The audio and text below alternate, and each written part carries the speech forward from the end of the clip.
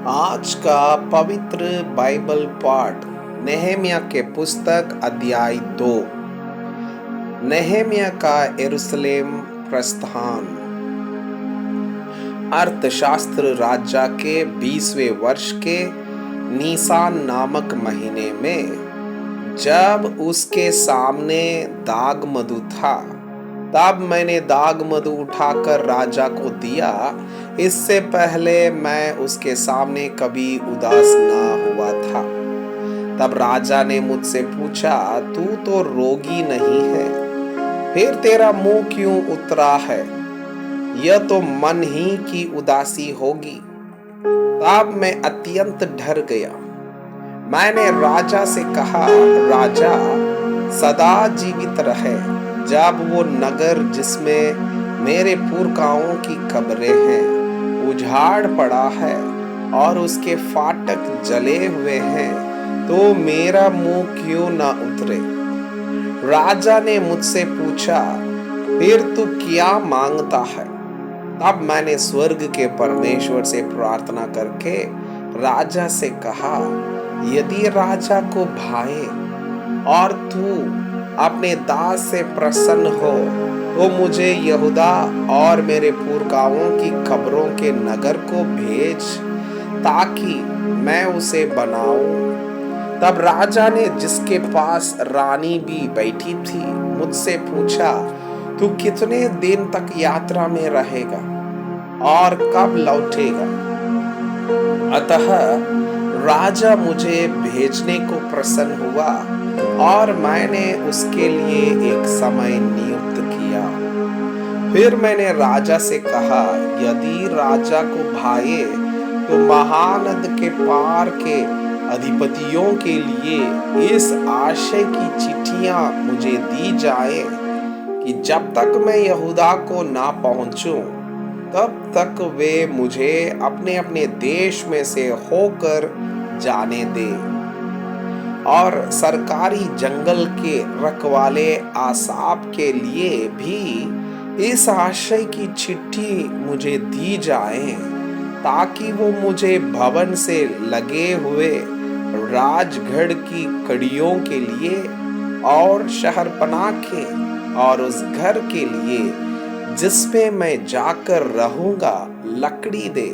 मेरे परमेश्वर की कृपा दृष्टि मुझ पर थी, इसलिए राजा ने यह विनती स्वीकार कर ली। तब मैंने महानद के पार के अधिपतियों के पास जाकर उन्हें राजा की चिट्ठियां दी।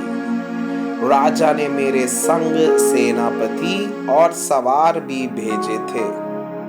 यह सुनकर कि एक मनुष्य इस्राएलियों के कल्याण का उपाय करने को आया है, होरोनी, संभलात और थोबिया नामक कर्मचारी जो अम्मोनी था, उन दोनों को बहुत बुरा लगा। जब मैं यरूशलेम पहुंच गया, तब वहां 3 दिन रहा। तब मैं थोड़े पुरुषों को लेकर रात को उठा।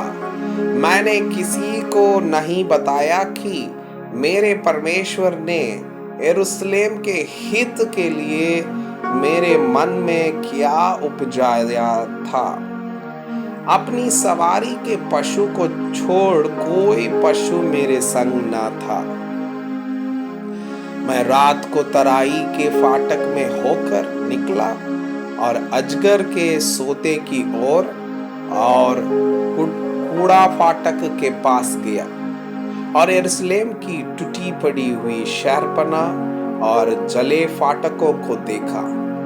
अब मैं आगे बढ़कर सोते के फाटक और राजा के कुंड के पास गया, परंतु मेरी सवारी के पशु के लिए आगे जाने को स्थान न था। तब मैं रात ही रात नाले से होकर शहरपनाह को देखता हुआ चढ़ गया। फिर घूमकर तराई के फाटक से भीतर आया और इस प्रकार लौट आया। हाकिम ना जानते थे कि मैं कहाँ गया और क्या करता था। वरन मैंने तब तक ना तो यहूदियों को कुछ बताया था और ना याजकों और ना राईसों और ना हाकिमों और ना दूसरे काम करने वालों को। तब मैंने उनसे कहा, तुम आप देखते हो कि हम कैसी दुर्दशा में हैं, कि यरूशलेम उजाड़ पड़ा है और उसके फाटक जले हुए हैं। आओ हम यरूशलेम की शहरपनाह को बनाएं कि भविष्य में हमारी नामधराई ना रहे। फिर मैंने उनको बतलाया कि मेरे परमेश्वर की कृपा दृष्टि मुझ पर कैसी हुई और राजा ने मुझसे क्या क्या बातें कही थी।